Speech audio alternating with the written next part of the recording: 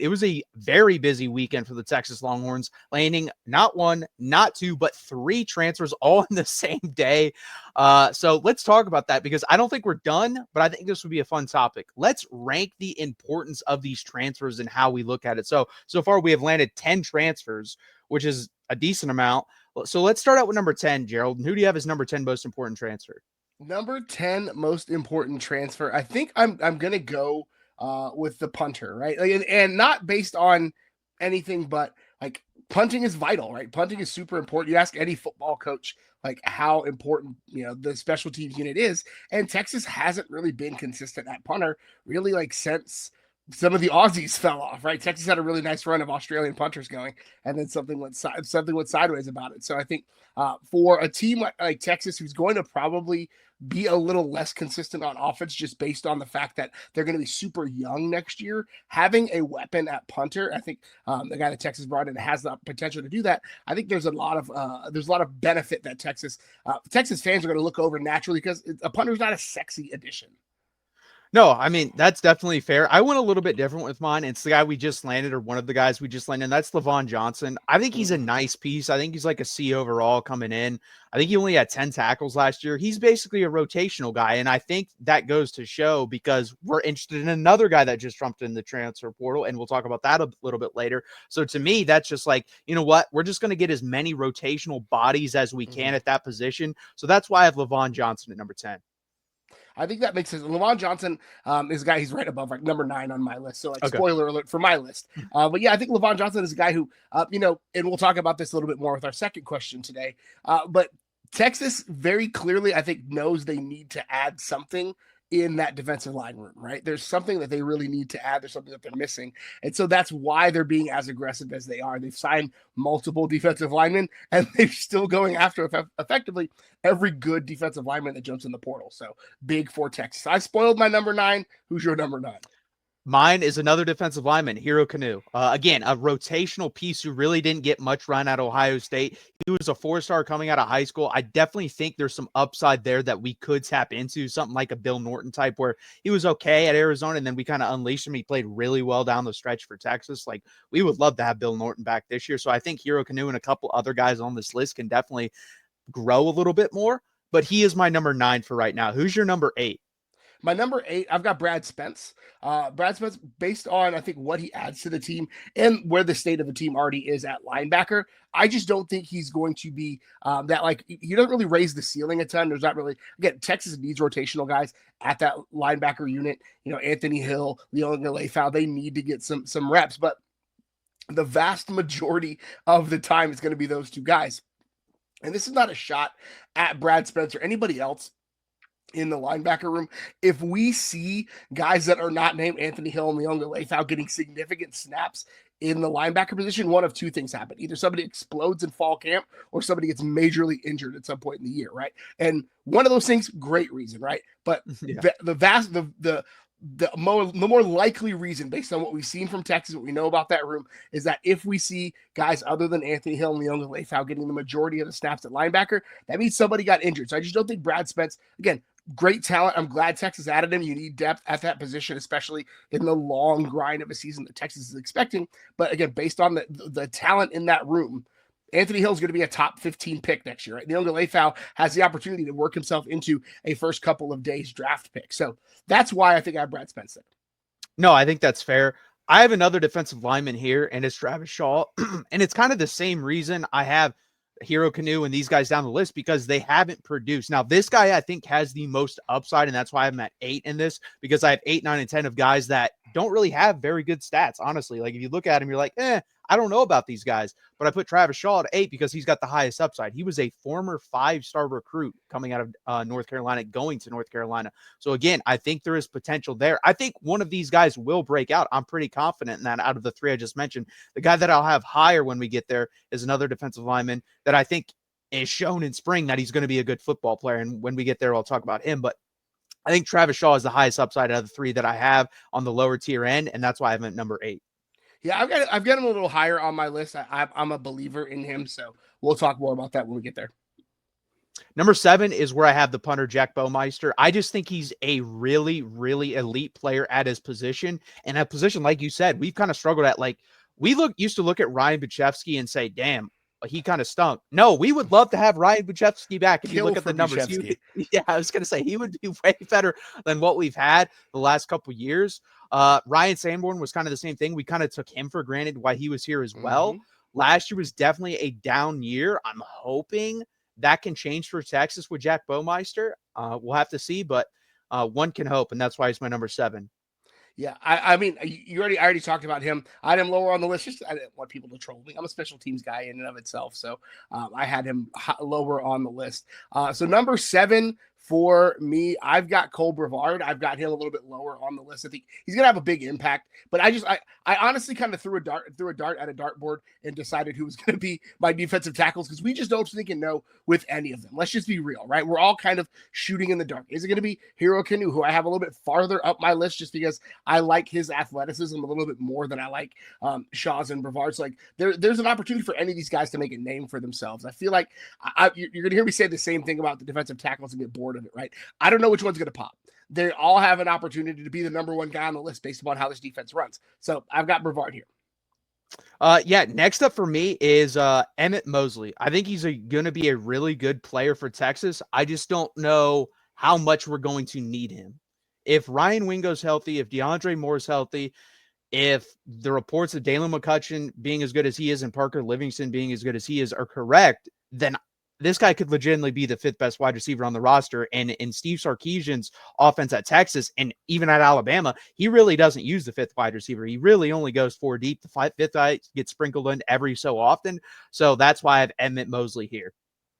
This one's going to be boring for folks. I have him in the same spot, right? I think Mosley is a guy who brings something different to the wide receiver room because he's more of your physical possession guy, but that's not necessarily the kind of wide receiver that Texas plays or that Sark plays in this offense. It's just not necessarily the skill set. I think of like Colin Johnson type wide receiver where they're not going to make these spectacular game breaking down the field things. But on that same note, we don't know what this wide receiver room is going to be from a floor or a ceiling standpoint. The ceiling is very high for this room, but we don't really know what the floor is. And Emmett Mosley is a pretty solid floor setter for this room. He was a good receiver in a run first, terrible Stanford offense. So in a room like this, maybe he drops a couple of pounds in the offseason. Maybe he comes in fall camp and looks a little bit lighter, a little bit faster. Because, again, that size and that physicality is really what Stanford is looking for in their wide receivers. More pass first, more possession catches. So that type of thing. So I wonder if he does something to change his body in the offseason.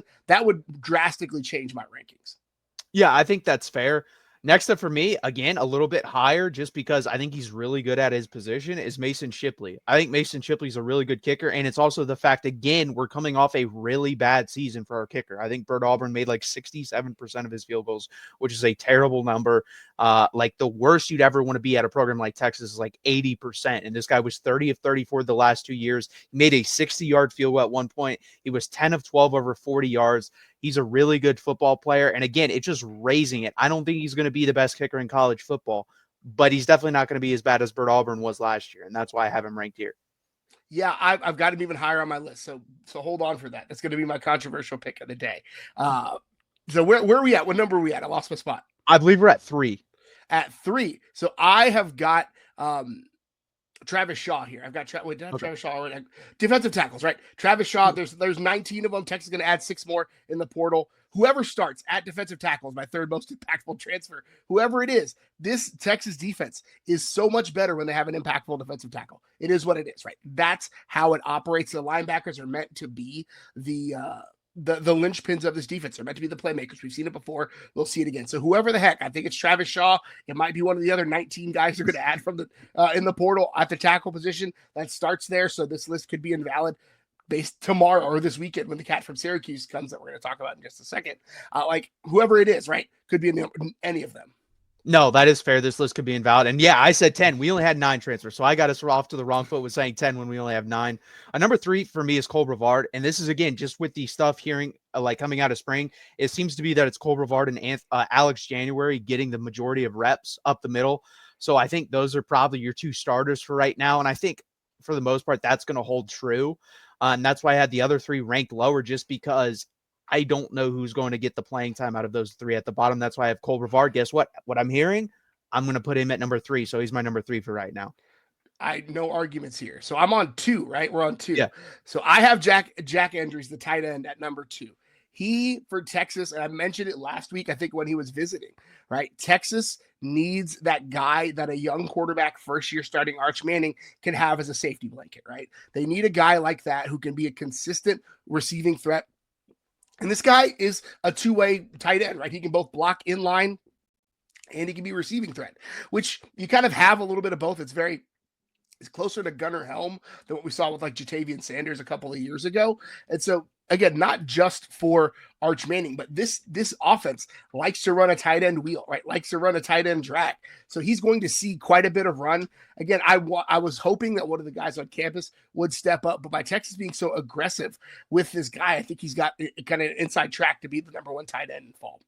No, for sure. And he's going to be my number 1. So when I get there, I'll discuss him a little bit more. For number 2 for me is Brad Spence. I do agree with you. The room is loaded, so it's going to be hard for him to get snaps, but I think he's just a really good player. Like, he's very versatile. He can play inside, or he can play at the edge position and rush the passer as well. I think, honestly, that's probably where we're going to see him a little bit more. And he was really good for Arkansas coming down the stretch. I think he had like 3 sacks in his last 4 games. And let's be honest here, there wasn't that much talent on that Arkansas defense. It was Landon Jackson, and then kind of Brad Spence came on late down the stretch. So I think with him in this system, I think he can have a Trey Moore type impact, what we saw last year, and maybe even a little bit better because he's already used to the SEC type competition. Yeah, I mean, I think that's fair, right? And if Brad Spence comes in and blows it up, like I'm going to be happy about it. I just, again, if he's seeing a lot of play time, specifically at linebacker, right? That's what he came in and transferred at. And really at edge too. Texas is pretty loaded at the edge positions. I just really like the positional value of that cat. Just doesn't necessarily scream impact to me. But that being said, if he comes in and plays well, I'm happy about it. 100%. My number 1, Jack Andrews. I think he's just a really, really good football player overall. I think this is the absolute best case scenario you could have gotten in a spring portal tight end. Like, PFF has this guy ranked as the 2nd returning tight end in college football. So think about that. You just landed the 2nd best tight end according to PFF in the spring portal window. Guys like that really don't hit the spring portal window. That's very rare. And for Texas to wrap this up as quickly as they did shows that they really, really like this guy, number 1. And 2, it's an important part in the Steve Sarkisian offense. He tells you it's one of the most important parts. It unlocks everything he wants to do, basically, is what he says on the offensive side of the ball. So I really like this pickup. I think there's a real argument to say that Texas upgraded at the tight end position over Gunnar Helm here, which is crazy to say, but that's how good this guy can be. And he was a leading receiver at Cal on a Cal team that was pretty good. Like, if you see all these guys transferring, they're all going to good schools. Mendoza went to Indiana. Ott went to Oklahoma. Andrews ends up at Texas. They had talent on that football team. They almost beat Miami. So really, really talented player. Yeah, I mean, I mentioned it before, right? I the only reason he's not at number 2 is because of my PTSD about kickers. I have Mason Shipley at number 1. I have Mason Shipley at number 1. Like, a championship level team should not have anxiety around kickers. Period. End of sentence. Right. So no shots at Bert Auburn, but bringing in a guy who 3 of his 4 misses last year were from like basically 50 and then longer than 50. Right? That to me is a massive upgrade for Texas. And again, there should not be anxiety. A head coach should not be asking kicking questions in the semifinals of the college football playoff. You should not be changing the guy who's kicking your field goals and extra points. That should not be happening on a championship level team. They're called extra points for a reason. They're supposed to be free, right? You should have a weapon at kicker that can get those things for you. Now, field goals are failures when it comes to offense, but if you do fail, why do you want to be in a position to compound a failure with another failure? So Mason Shipley, you're gonna reduce the amount of heartburn medicine I have to take on Saturdays. You're my most impactful player in the fall.